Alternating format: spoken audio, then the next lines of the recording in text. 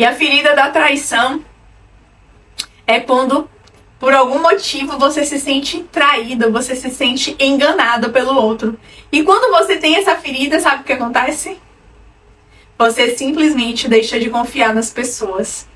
Você simplesmente acha que todo mundo vai te trair. E isso é muito comum acontecer, por exemplo, em crianças que ficaram muito tempo internadas, sem pai nem mãe ali podendo visitar. Por quê? Porque nesse momento ela entende que os pais traíram ela, deixaram ela ali sozinha. E aí você cresce sendo uma mulher que não confia em ninguém. Sabe essas mulheres que costumam dizer: ah, que todo homem trai, meu dedo é podre. É exatamente o que ela aprendeu lá na infância. Porque as pessoas mais importantes da vida dela, o pai e a mãe, traíram ela. Mas isso tudo na cabeça dela, na forma como a criança interpreta. O que a gente precisa ficar alerta é que quando a gente fala das feridas da criança, a gente está falando de como você sentiu tudo isso lá atrás. Não é como você está sentindo isso hoje. Porque muito adulto chega no meu consultório falando: ai, isso tudo é bobagem, eu não tenho problema nenhum com meu pai e com minha mãe. E tá sofrendo com pânico, com depressão, com ansiedade. Ou então chega: minha infância foi ótima. E aí quando você começa a investigar, tá lá um monte de ferida aberta de abandono, de rejeição, de humilhação, de traição. E aí você fica simplesmente impactada sem caminhar na sua vida. E a ferida da traição também é muito comum quando se fala muito da questão até da criança estar se descobrindo, né? Porque tem aquela fase que a criança está se descobrindo e às vezes pai e mãe falam de uma forma como se a criança entendesse aquela descoberta do corpinho dela como adulto. E ela não entende. Ali é uma descoberta que é natural do desenvolvimento humano. Não é com maldade, não é com malícia.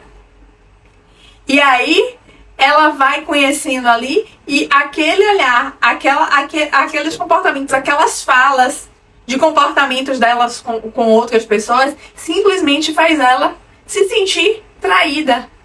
E sabe o que é que vem junto com a traição? O sentimento de raiva. Então, mais uma vez, a gente percebe que os sentimentos, eles estão ali.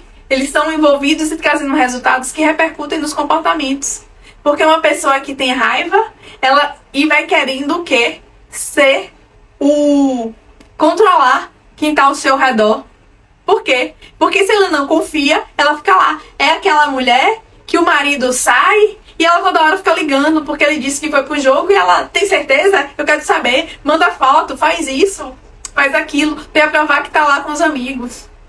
É aquela mulher que quando entra num relacionamento, simplesmente o marido não pode sair com mais ninguém. E ela também esquece todas as amigas e só vive para aquele homem, porque ela quer controlar. Eu costumo dizer que é marcação homem a homem, igual no futebol. Pra onde ele vai, ela tem que ir. E eu falo isso porque eu já fui essa mulher. E isso não impediu que eu fosse traída. Por quê? Porque o problema estava nas pessoas que eu escolhi para estar do meu lado. Porque, como eu conhecia apenas homens que eu tinha a interpretação de que todo homem abandonava, de que todo homem traía, o que é que eu fazia? A minha mente se conectava com isso e só traía homens que me abandonavam e que me traíam. E isso foi impactando a minha vida de uma forma que teve um momento que eu achei que o problema estava em mim. E estava em mim, mas não na mulher que eu me tornei. É porque naquela época eu ainda não tinha me tornado uma mulher emocionalmente. Na área do relacionamento eu ainda era uma criança que estava buscando o amor do meu pai, dos namorados. Então, do mesmo jeito que eu ficava, eu era uma menininha que qualquer gesto de carinho, que qualquer fala, eu me derretia. Eu também, em determinado momento, eu acabava me transformando na mãe do meu namorado. Por quê? Eu queria fazer tudo. A minha preocupação não era a preocupação de estar bonita, cheirosa, elegante, de sair com ele, não. A minha preocupação era dele chegar em casa e estar com a casa arrumada, com a comida feita, com a roupa lavada. E aí ele foi procurar uma mulher fora de casa. E eu posso dizer que ele estava errado? Não! Foi o fato de eu não olhar pra mim que deu pra ele a vontade e a necessidade de procurar o que ele não estava achando dentro de casa. E claro que ele também tem as feridas dele, porque a gente se agregou exatamente pelas nossas dores. Mas o que cabe a mim é cuidar das minhas feridas, porque eu era dependente emocional dele e eu precisei romper esse ciclo de dependência para dar meu próximo passo. Porque senão eu continuava ali. Como eu descobri a traição e continuei no relacionamento anos a fio, mesmo sabendo que estava sendo traída. E muitas mulheres passam por isso porque dependem financeiramente do marido, mas não era o meu caso. A gente precisa entender que a dependência emocional é muito pior e muito mais forte que a financeira. Tem mulheres que até dizem, ai, Anne, mas é porque sem meu marido eu não consigo pagar as contas. Mas isso simplesmente é uma desculpa. É mais uma desculpa. Por quê? Na hora que ela resolver e que ela entender que ela é dona da vida dela, na hora que você fizer isso, se essa for a sua situação, simplesmente nada te segura.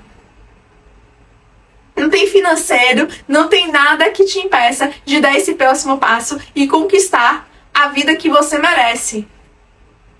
E a vida que você merece é uma vida que tem amor próprio e que tem amor pelo outro. E agora, um amor de verdade, no qual você acredita que o outro tá ali com você. E não que você quer controlar o outro. E não que você quer dizer o que é que o outro faz e o que é que o outro deixa de fazer. Essa é a grande questão de quando você tá presa nessa ferida da criança.